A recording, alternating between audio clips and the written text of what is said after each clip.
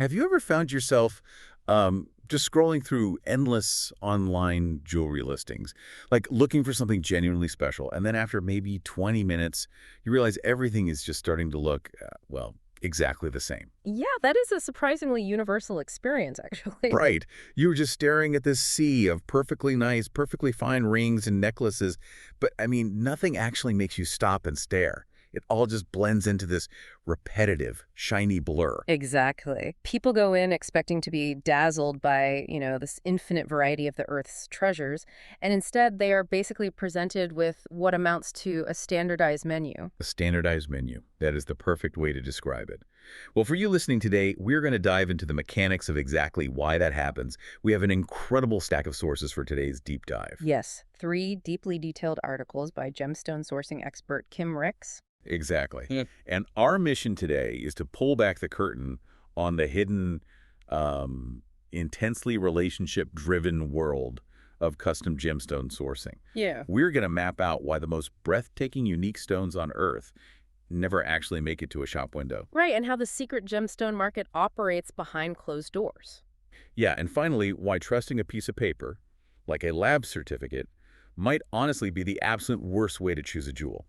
Okay, let's unpack this, because our sources shatter a massive misconception right out of the gate. They really do. The misconception that trips up almost every buyer is this deeply ingrained idea that if a stone is truly exceptional, if it is a literal masterpiece of nature, it will inevitably end up sitting under the bright halogen lights of a high-end retail display cabinet. Right, we just naturally assume the retail window is the finish line. Like the best stuff goes on display to attract the biggest spenders. But the reality of the global gemstone trade is that the public retail market is just the very tip of the iceberg. Uh-huh, just the tip. Yeah. What's fascinating here is the sheer length and complexity of the unseen supply chain. Long before you even log onto a website or walk into a boutique, a newly mined stone has likely passed through a multitude of hands. Okay, so who are we talking about here? Well, it moves from the miner to a rough dealer who assesses the raw crystal, to a cutter, then, to a regional broker, and finally a wholesaler. Wow, that is a lot of steps. It is. And at literally any one of those stages, an exceptional stone might be quietly diverted away from the public eye and straight into a private dealer network. Wait, really? So the best stones are being actively intercepted before the public even gets a chance to see them? Yes, exactly. But if a dealer has a spectacular gem, I would think they'd want to show it off to the widest possible audience, right?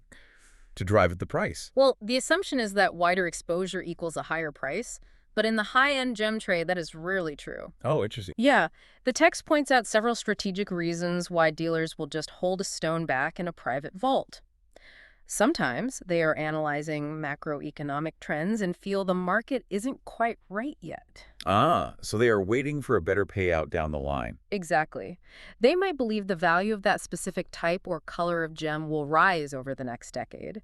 Other times, they know a particular stone is practically irreplaceable. Right, so they don't want just anybody walking in off the street to look at it. Precisely. They don't need general foot traffic. They're willing to wait years for one specific phone call with a collector they already know is hunting for that exact profile. They are essentially playing a long game of matchmaking. They really are. And that highlights what I call the commercial retail trap. Because retail shops, even the prestigious ones, they operate under enormous practical pressures, Oh, absolutely. The overhead is massive. Right, they have exorbitant rent to pay, staff to compensate, and inventory they need to turn over quarterly. So they need stones that fit standard pre-made mountings. Yes, they have stock shapes that sell predictably. The standard oval cuts, cushion cuts, and pear cuts. And colors that have broad, immediate appeal, right? Like very strong blues or vivid hot pinks. Exactly. A retail store views inventory as capital that needs to move fast. Right. A highly individual, unusually colored, or uniquely shaped stone might be breathtakingly beautiful, but it requires a very specific, eccentric buyer. Which means it sits there. Exactly. For a retail shop, sitting on a stone for 5 years waiting for that one buyer is just a financial liability. Is exactly like a top 40 radio station. They only play the safe, guaranteed hits that they know millions of people will nod their heads to. They aren't going to play a 10-minute avant-garde jazz solo. Even if it's a musical masterpiece. Exactly.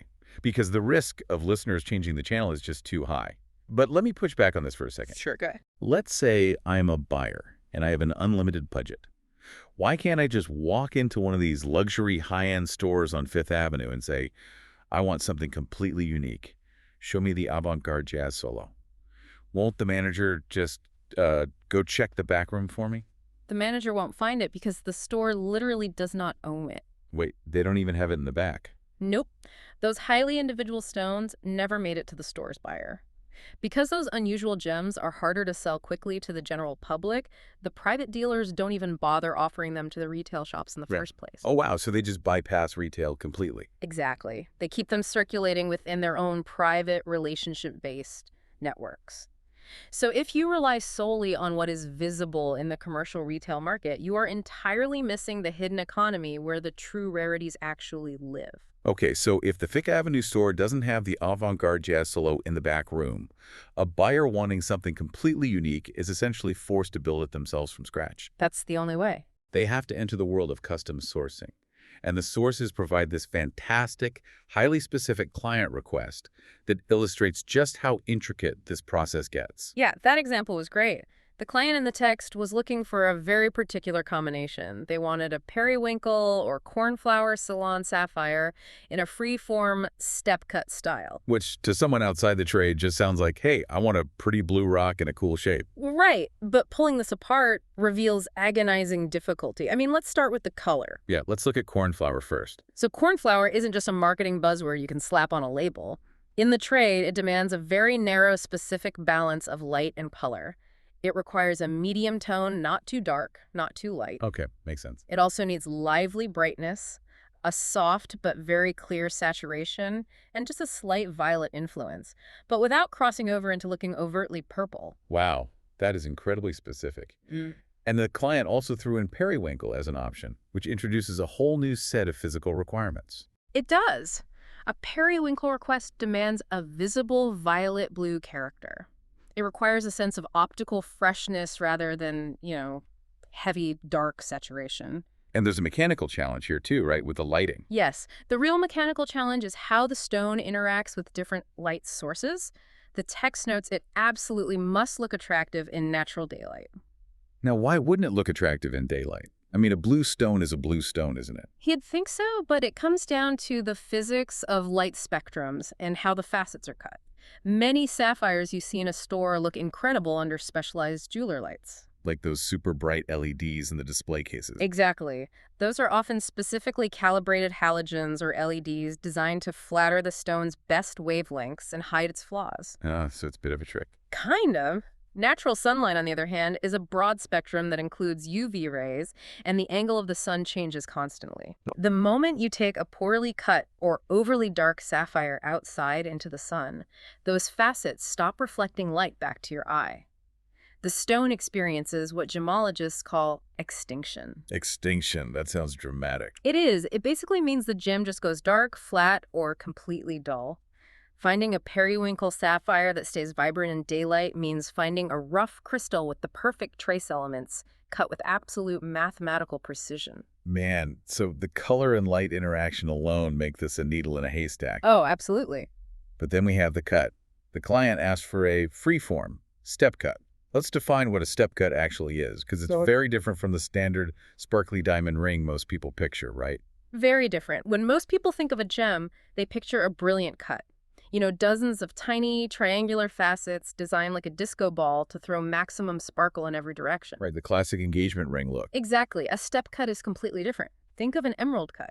The facets are long, parallel, and arranged like a staircase. Okay, so it's more geometric. Yes. Instead of sparkle, a step cut acts like a hall of mirrors. It emphasizes the absolute clarity, depth, and pure color of the stone. It hides nothing. Oh, wow. So if there's a flaw, any internal flaw will be instantly visible. that's risky. And they want this step cut to be freeform, meaning an asymmetrical, non-standard shape. Why is combining a freeform shape with a step cut such a massive hurdle for the person actually cutting the stone? Well, this introduces the fundamental economics of gem cutting, specifically a concept called weight retention. Cutters inherently prioritize keeping as much weight from the raw crystal as possible. Because weight equals money, right? Yeah. Carats. Precisely. Every single fraction of a carat equals money. Standard cuts, like your ovals and cushions, are mathematically designed to maximize the finished weight from a typical rough crystal. Think of it like carving a specific shape out of a block of wood. If you have a weirdly shaped block of wood and you need to carve a standard symmetrical oval out of it, you are going to have to shave away and waste a lot of that wood. That is a perfect analogy. If a cutter has an irregular sapphire crystal, cutting a standard shape might waste 60% of the rough. Ouch. Yeah. But if they cut a freeform shape that follows the natural, irregular outline of that specific crystal, they save a lot of valuable weight. Okay, so freeform saves weight. That sounds good. It does, but applying a highly precise parallel step cut pattern to an irregular, asymmetrical freeform shape is incredibly difficult. Oh, right. Because the stairs of the step cut wouldn't line up neatly? Exactly. Alternatively, if they have a standard crystal and want to create a highly unusual freeform design just for aesthetics, they have to deliberately grind away and sacrifice perfectly good, expensive sapphire to achieve it. Okay, here's where it gets really interesting. An unusual stone isn't just rare by chance. Yeah. It is rare because it inherently requires a cutter to take a massive financial risk. Yes. They have to decide to throw away guaranteed money, either by sacrificing weight or by cutting a shape that doesn't fit standard retail settings, all in the hopes that someone, someday, will want a freeform step cut. That is the core of the issue. The public market heavily disincentivizes cutters from taking those creative risks. That is exactly why existing stones with unusual cuts are so incredibly scarce. So you and your sourcing expert have finally mapped out this unicorn stone. You know the exact light requirements for the periwinkle color, you understand the financial realities of the step cut, and you have the budget. Right. How do you actually go out into the world and physically pull it out of the hidden market? Well, this requires distinguishing between consultation and sourcing. What we just described, defining the exact physical target, agreeing on the budget, setting expectations for things like heat treatments, that is the consultation phase. It is the architectural blueprint. And sourcing is the actual physical legwork required to build the house. Yes. Sourcing is the execution. So what does that look like? Sourcing means tapping into that hidden network of trusted suppliers. It means reviewing parcels of stones and, honestly, more importantly, rejecting dozens of unsuitable stones that don't meet the criteria. It's mostly saying no then. A lot of it, yeah. It involves checking the cut quality in person, examining how the stone behaves in different lighting environments, and verifying that the asking price aligns with the actual current reality of the market. Which probably means a lot of travel. Oh, definitely. Very often, it requires physically traveling to visit multiple regional traders. The sources bring up Sri Lanka as a massive global hub for these elegant blue sapphires. What really stood out is how wildly unpredictable that supply chain is, even when you are physically standing at the source. Yes, it is not a standardized corporate environment. Right. Miners don't just put out an orderly inventory catalog every Tuesday. They release parcels of rough stones entirely irregularly based on weather, local economics, or mining yields. Exactly. And the text noted there was a highly specific situation with an Elahara garnet in Sri Lanka, where it was priced at $300 per carat. The text explicitly stated it took expert, on-the-ground sourcing to understand why it was priced that way. That example perfectly illustrates the necessity of being on the ground. How so? Well, an online buyer looking at a photo of that rough Elahara garnet would just see a dusty, overly expensive rock and assume the seller's trying to rip them off. Because it just looks like gravel. Exactly. But a sourcing expert physically in Sri Lanka understands the local mechanics. They put a jeweler's loop to that rough stone and can see the precise crystal axis hidden inside. Oh, so they can see the potential. Yes, they know that despite the ugly exterior, it has the potential to yield a perfectly clean, highly saturated gem. The local seller priced it at $300 a carat, not based on what it looks like now, but based on a highly accurate local calculation of its final cut potential. And they are factoring in the intense local competition for that exact raw material that week. You got it. You just cannot get that context from an online listing or a database. You have to understand the microeconomy of the mining town. But I have to ask, it is 2026. We have 8K video on our phones. We have high-speed global internet. Can't this all just be done remotely over a high-res video call? Why do we still need boots on the ground to look at a piece of crystallized mineral? Well, remote sourcing is absolutely possible, and it has become a major part of the industry. But it only works if you have independent eyes physically verifying the stone on your behalf. Because the seller's video isn't entirely trustworthy. A seller's video, no matter how high the resolution, is ultimately marketing. Smartphone camera sensors automatically color correct and artificially boost saturation. Oh, right. Like the filters we use on social media. Exactly. A stone can look brilliantly alive and perfectly periwinkle in a carefully lit WhatsApp video and be completely flat and lifeless when you actually hold it in your hand in natural light. That makes total sense. If we connect this to the bigger picture, the goal of custom sourcing isn't just to help you buy a gem. The primary goal is to prevent you from buying the wrong gem. Wow. You're not paying an expert to find a stone. You're paying them to aggressively reject the bad ones so you don't make a devastatingly expensive mistake. Precisely. Which leads us to the final hurdle. You've mapped out the consultation, you've tapped into the hidden market, your expert has rejected 50 stones. Right. How do you finally look at a gem and know unequivocally that it is the one? It comes down to a highly nuanced concept the sources refer to as presence. Presence. It sounds almost spiritual, but how does that apply to a physical rock? It is the defining, unifying characteristic of a truly high-value gem. Presence is this quiet authority, a richness, and a physical energy that a stone projects. Okay, but physically, what does that mean? It is found in the incredibly subtle, microscopic differences. It is the absolute evenness of the color saturation from one edge to the other. It is the perfect optical harmony between the physical depth of the stone and its brilliance. Ah, so how it dances with light. Exactly, how it dances with light when you tilt it at different angles. Two sapphires might have the exact same measurements, the exact same carat weight, and the exact same hue on paper, but one will look flat and sleepy, and the other will have this undeniable presence that immediately commands your attention. So what does this all mean for us as buyers? Think about how we are trained by modern society to buy expensive things. We buy based on specifications. Exactly. We buy based on data. We buy laptops based on gigabytes of RAM.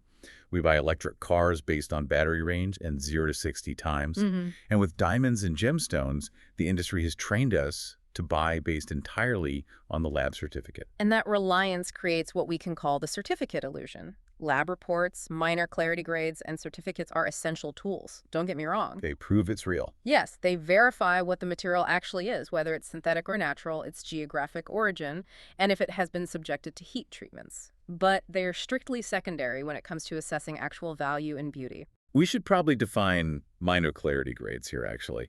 Like when a certificate notes a stone has minor inclusions. Right, so inclusions are essentially tiny natural birthmarks inside the stone, like trapped trace minerals, microscopic crystals, or tiny internal healing fractures formed millions of years ago in the earth. And the certificate maps all of that out. Meticulously. But a certificate does absolutely nothing to guarantee that a stone is actually beautiful to the human eye. Think of a lab certificate like a nutritional label on a box of food. The nutritional label tells you the exact grams of protein, the precise sodium content, and lists every single ingredient perfectly. Right. But staring at that label cannot tell you if the meal actually tastes good. That is an incredibly accurate analogy. A stone can be a straight-A student on paper. It can be technically flawless with top clarity grades, perfectly symmetrical dimensions, and yet when you look at it with your naked eye, it is just boring. It lacks life. It lacks life.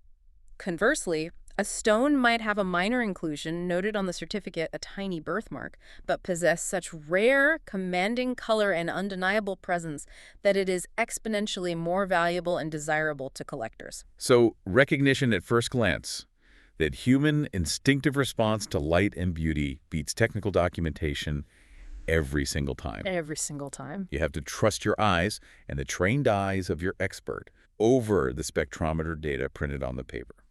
So let's recap this journey for you listening. It's been quite a ride. It really has. We've learned that if you want a truly exceptional gemstone, you are not going to find it sitting under the safe, predictable lights of a standard retail display case. Nope, those are just the top 40 hits. Right.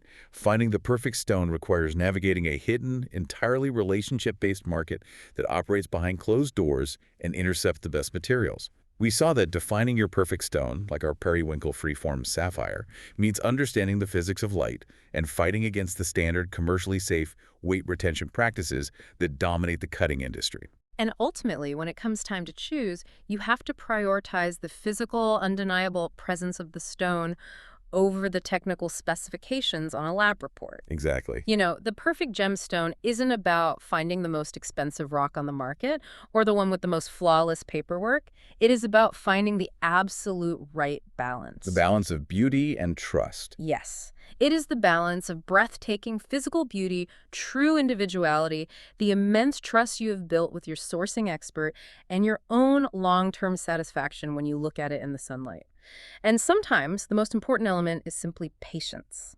Because waiting for the right stone to emerge from the private market often leads to something far more spectacular than your original idea. It usually does, and honestly, this raises an important question about how we navigate value in our everyday lives. Oh. Well, if the most valuable, most exquisite, multi-million-dollar gemstones on Earth rely entirely on this unquantifiable human recognition of presence rather than the rigid data printed on a certificate, where else in your life might you be relying too heavily on the specs on paper? Oh, that is a fantastic point. Right. Whether you are looking at a spreadsheet of square footage and features for a new house or, reviewing the bulleted resume of a job candidate. Or maybe even swiping through a dating app looking for a partner. Exactly. Are you staring so hard at the supposed technical qualifications that you are missing the true, undeniable brilliance right in front of you? Because as we've learned today from the hidden gem market, if you only look at the standard listings, everything just starts to look exactly the same.